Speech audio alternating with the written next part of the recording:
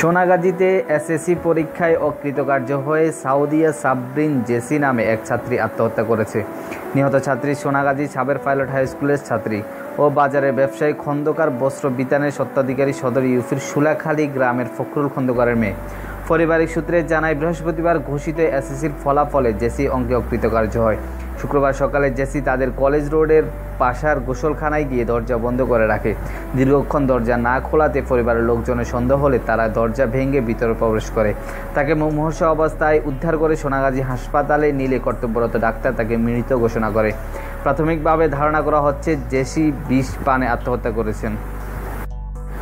আর এদিকে ফুলগাজীতে এসএসসি পরীক্ষায় অকৃতকার্য হওয়ায় তাহমিনা আক্তার নামে এক ছাত্রী গলায় ফাঁস দিয়ে আত্মহত্যা করেছে।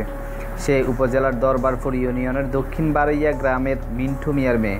চলতি বছর ফুলগাজীর মুন্সিরহাট আজমির বেগম বালিকা উচ্চ বিদ্যালয় থেকে মানবিক বিভাগ নিয়ে সে এসএসসি পরীক্ষা দিয়েছিল।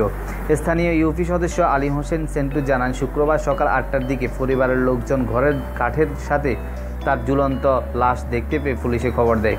এলাকাবাসী জানায়, শুক্রবার সকালে নিহত ছাত্রীর বান্ধবী রেশমা পাশ করায় সে তাহমিনার জন্য মিষ্টি পাঠায়। এর কিছুক্ষণ পরেই তাহমিনা নিজ শয়নকক্ষে আত্মহত্যা করে।